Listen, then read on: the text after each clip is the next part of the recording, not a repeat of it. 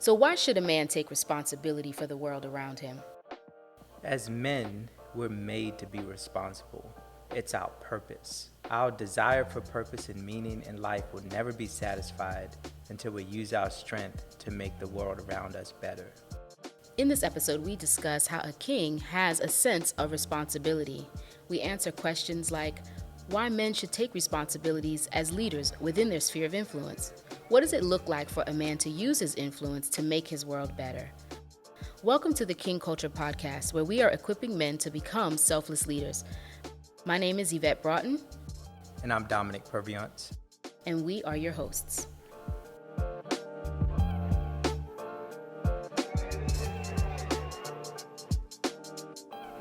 All right, Dominic, we have been moving through King Culture. For those of you who are just sort of tuning in and joining us, we encourage you to go back and watch earlier episodes of the King Culture podcast. We're going through the attributes of what it means to be a king, and so far we've covered inherent dignity and personal agency, and today we're talking about a sense of responsibility. What does that mean, and why is that so important for men to embody? Right. So when we, in King Culture, we talk about what it means to be a selfless leader. And what distinguishes selfless leaders from other kind of leaders is that they look at their world with a sense of obligation or responsibility to do something about what they see. And so they're kind of two types of men. There are men that look at the world and feel like they have no obligation. They see problems, they see issues, they see challenges, but there's no sense that they have any kind of obligation to do anything, to make anything better, to change anything outside of just taking care of themselves. And if you think about it, there's really nothing. You look into your world, you look at the people that are close to you. We tend to have some sense of responsibility for our family. For sure. For the most part. Yeah. For the most part. Yeah. Ideally. Hopefully. Yes. Yeah. But like when we start all of you listening out there, you feel a sense of responsibility for your family. We start thinking broadly, more broadly to the world and like to your culture or to your community, what obligates you. Right. You start prioritizing. Yeah. Like I can hear people saying right now. Yeah. What does this have to do with me? I got to take care of me first. You got to put your own oxygen mask on first. Yeah. And when I was really thinking about what it means to be a man and what it means to be sort of a leader, the great leaders, the men that had a significant impact on the world and really influence us today are men that looked at the world differently. Yeah. They looked at problems and they said, okay, I have a inherent dignity and I have a personal agency. That means I have the ability to do something about it. Yeah. And so ability to do something really gives these kind of men a responsibility to do something. If I can fix it, then I should. If I can make it better, if I have the power to make it better, then I should.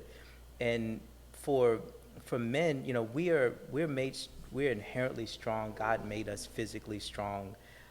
He gave us all of these talents and abilities, and the purpose of those things is to be leveraged to make the world around us better. That's why it's there. And so an example I like to give is, first, you have to understand that we live in a world that isn't perfect. We live in a world that is broken.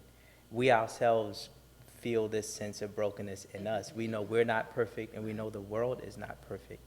And so purpose is always found in context. So if you are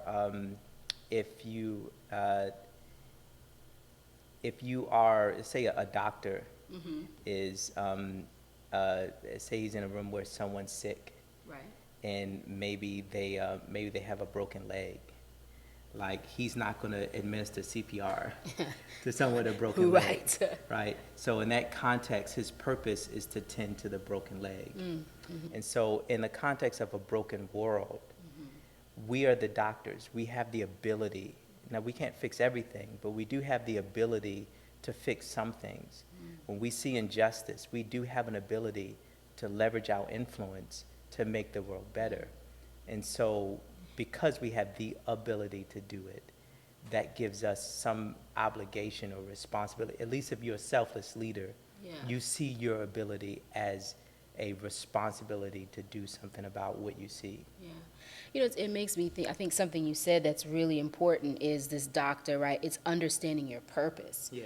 Like if you don't really feel like you have a good grasp or a sense of what you do, like Yeah. what you're here to do, perhaps that could be a challenge because it's hard to respond if, you know, sometimes when you're in a room and something goes down, everybody's looking at everybody else, right? Yeah. And there's that one person who says, oh, me, Yeah. was I the one who was supposed to respond? Yeah. And I think it's sort of this, if there's an ignorance of what your purpose is or what your capacity is, Yeah. what your ability is, what you have agency for, you're right. Like you don't necessarily, you're not the first person to stand up and volunteer or to respond to what's going on. That's one thing it made me think of. And another thing is that sometimes I feel like there's so much pressure, right, for responsibility because we don't realize that we have a shared responsibility. It's not, I'm the leader and I'm the only one that can solve this problem, or I'm the only one who can respond. But it's, you know, I wish we could have more of like an all hands on deck Yeah. kind of response ability Yeah. to address some of these things. Yeah, I always like to say that, you know, I feel that you have strength and you're in a world that's broken. And so in the context of a broken world, your strength should be leveraged to fix it. At least those that see themselves as selfless leaders see their strength as a tool to be leveraged to make the world better. But, you know, a realistic view of the world is that, you know, the world was broken before you were born. Yeah. It's gonna be broken while you live. It's gonna be broken when you're gone. Right, there's always And going to be something to respond to. You are not here to fix every problem in the world as a man. Even in your sphere of influence, Yeah. you can't fix every problem. And so the goal isn't to fix every problem. The goal is to fix a problem. Mm-hmm. The goal isn't to try to help everybody. It's to help somebody. Yeah. And so if everybody focused on their sphere of influence, what they can do, how they can leverage their strength within the people, in the world, in a sphere that they influence, and how they can leverage their strength to make it better, Yeah. then we can solve. We're never going to be a perfect world, but as Dr. King used to say, the moral arc of the universe is long, but it bends towards justice. Yeah. It never quite gets to justice, But it bends. but it bends towards it. Yeah. But he was aware that it doesn't bend on its own. It requires somebody to do the work, or some bodies to do the work to Yeah. bend it towards justice. And men, you know, selfless leaders are not under the illusion that the world is just going to get better. Right. That that it's going to it- take some elbow grease. Yeah, they of some realize, kind. look, I'm strong. I'm in a situation where I see that my strength is needed, and I'm going to leverage that strength, however small, Yeah. within my sphere of influence. I may know 10 people, I may know 20 people, I may have a little bit of money, I may have a lot of money. It doesn't matter. If Yeah. every man looked at his world with a sense of responsibility, we could bend the arc towards justice. Yeah. I think it's important too, the word influence, right? We Yeah, hear yeah. that. One of the things that you talk about here is, you know, using your sphere of influence. And that's like a word that's kind of been overused in culture. It seems I need to have influence. I need to be an influencer. And Oh, yeah. I need 1 million followers in order to have influence. And really it's more this wrong definition, really, Yeah. of influence, which you're really saying I need celebrity Yeah, well, before that's- I can that's- be responsible, which the goal of that many times isn't. Yeah. I don't think. I'll No. speak for myself, is to be responsible, because you can be responsible when no one's looking, right? Yeah, yeah. And I also think this word influence, it's not that you have influence over anybody, right? A lot of times that word is, because I have so many followers and I say use this product, then they will use it, right? Versus I think here what we're talking about as kings is, who do you have influence with? Who Yeah. do you have relationship with? Yeah. Who do you know? Who do you love? Who do you care about? Who do you work with? Who's in your circle, right? Yeah. And how can you work within that, even, right? To make the world better Yeah. for in some way. And I think we're talking also about not just selflessness, but about leadership Yeah. and like bringing people together. I think that's part of leadership is the relational aspect of leadership of, hey, what is the issue here? And how can we, even collectively, right? Like as you model your responsibility, hopefully that then inspires other people to use their ability to respond as well. Yeah. What do you think? Yeah, I think leadership and influence are sort of synonymous with one another. Like you're not a leader if you don't have any influence. Right. And if you don't have any influence, you're not leading anyone. And so like leaders always have people who follow them, or they have resources that they can move at their with their discretion to help solve a problem. And so we generally have, several spheres of influence where we can be leaders and take responsibility. So one sphere of influence is our relationships, the people who follow you, who look up to you, Who are the depending on people who you. depend on you, the people who are, admiring you from a distance that you may not even know. Right. Those are the people that you have influence over or with. With, yeah. And the other spheres of influence is your work, your skill, your vocation, the things that you do, your network. Yeah. And, there's also just your broader community, the things that you really care about. And so within those spheres of influence, and some people have big spheres or small, Yeah. the size of your influence doesn't matter. What matters is what you do with How it, you use it. and whether or not you see your responsibility within that sphere of influence to make the world better for the people that depend on you. Yeah. King culture means to me setting a framework, a blueprint, a guide to being a man.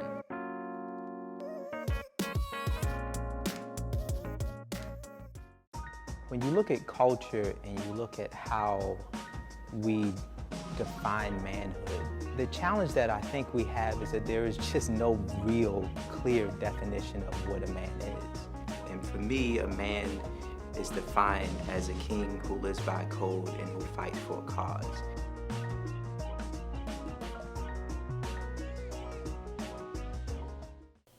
So let's talk about how exactly responsibility is relevant for us today, right? As men are listening and they're thinking, okay, where's my influence and what do I need to do? Like, what's my next move? So in the book, you say kings see influence as a means to do good. How is that, kind of bring that home for people today who are listening? What should they do? Right, so a lot of people today, we live in a very individualistic culture.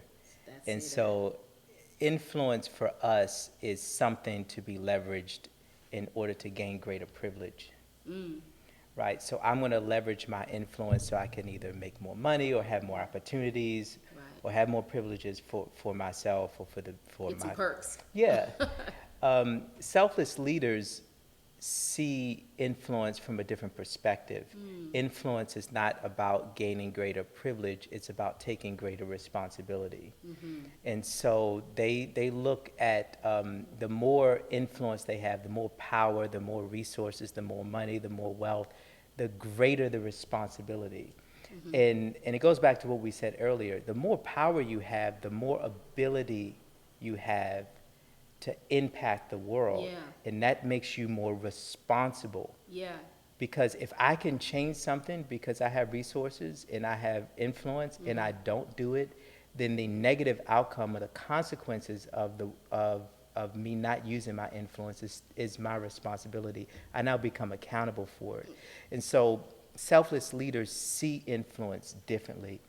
They don't see it as a tool to gain greater privilege. Right. They see it as a resource to be leveraged to take responsibility to make the world around them better. It's humbling. It's like Yeah. that who much is given, much is required, exactly. Like, everybody wants the seat at the top until you get there, and then you realize, wow, like this is definitely, there's a lot to this, but I think what's interesting though is, if I'm thinking, man, I, as a royal person, as a king, like that you have a sense of responsibility, is this, how is this going to benefit others? Like really centering other people and how what I'm doing. So when I'm tired and I don't feel like using my agency to finish something, right? Well, if it's just for me, I might go to bed like, well, I'm tired. I don't feel like this right now, and maybe it doesn't matter to me as much. But that sense of responsibility and accountability, right,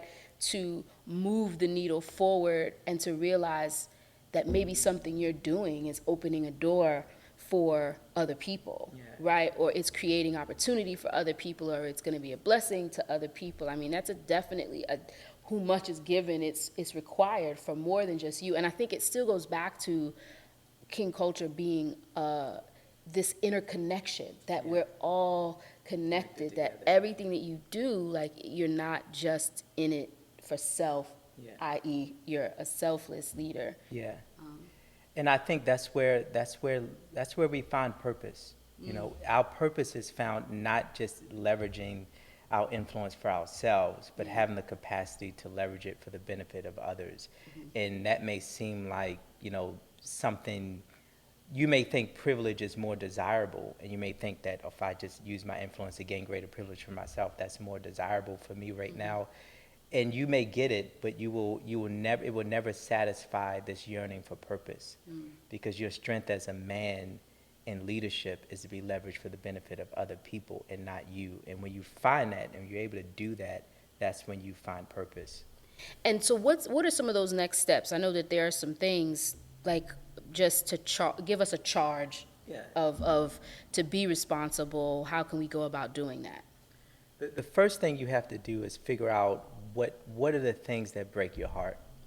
What are the issues and challenges within your sphere of influence that you really have compassion for? They keep coming back. Right. Yeah. And most of the time, like, we experience injustice in our life. We experience things that happen to us or that happen to people that we love.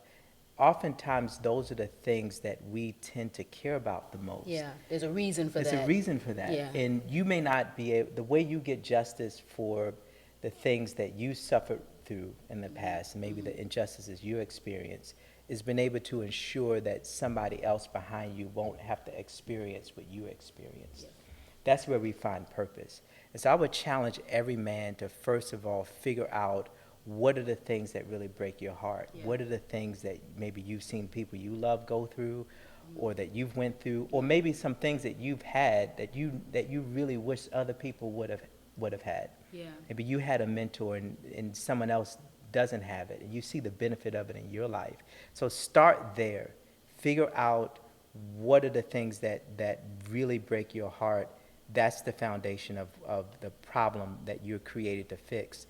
And think about, don't try to focus on changing the world. Don't go so big. Change your world. Yeah. Like, change the lives of the people that are around you, that are next to you in close proximity to you. Start there. Yeah. And develop the capacity to care about somebody beyond yourself. And leveraging your influence to make their world better, and not necessarily to increase your privileges. And when you do that, you develop this sense of responsibility in you that lays the foundation for selfless leadership. So some key takeaways, right, for becoming a selfless leader. I think the first thing is take your eyes off of yourself and put your eyes on somebody else, right? Like start there, that a king finds purpose in taking responsibility. Yeah. Like as you know what your purpose is, it becomes more clear. Yeah. Really like what you're responsible for and who you're responsible to. And the king always asks, what can I do to make things better? I think that's also important. Responsibility isn't accusation, and it isn't like telling everybody else what they need to do, but it's very much so a looking in the mirror and finding out what they can do. So we hope that you have been challenged to be responsible and to look at your purpose, to think about your purpose, to think about what breaks your heart, and to think about who do you have relationship with that you can work to make things better, not only for, but with, alongside them. So thank you for joining us for this episode of the King Culture Podcast. If you have questions for us or comments, we want to hear from you, things that you'd like to hear us talk about, email us at info@kingculture.org, and make sure that you follow us on social media, on Facebook, as well as on Instagram. Go ahead and DM us and ask us a question at King Culture Inc. We look forward to hearing from you. Until next time. Thank you.